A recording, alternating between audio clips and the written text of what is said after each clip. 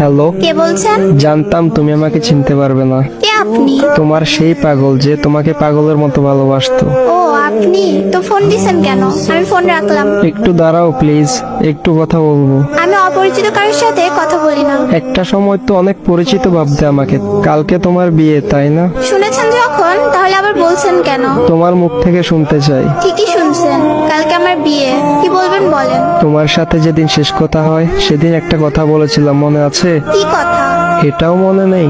বলেছিলাম যেদিন তোমার বিয়ে হবে সেদিন এই দুনিয়া থেকে হারিয়ে যাব। শুধু শুধু পাগলামি করবেন না।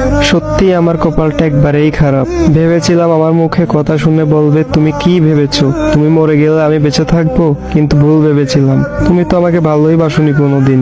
জানো, আমি একবারে একা হয়ে গেছি, বাসা থেকে চলে এসেছি।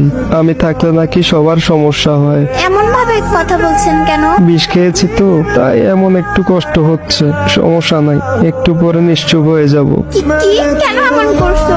জানো, আমার অনেক কষ্ট হচ্ছে। তুমি এখন কোথায় আছো? বলতে পারবো না, আর জেনেও কোনো লাভ নেই। আমাকে বাঁচাতে পারবে না। মৃত্যুর আগে একটু কথা বলবো তোমার সাথে, শুনবে? বলো কোথায় আছো? ওই এত কান্না করছো কেন? একটুও কান্না করবে না। জানো, অনেক স্বপ্ন ছিল তোমাকে নিয়ে। তোমার কোলে মাথা রেখে ঘুমাবো। শোনো, আমার সময় মনে হয় এখনই শেষ। ভালো থেকো। তুমি এমনটা কেন করলে? হ্যালো, কথা বলো না কেন? ও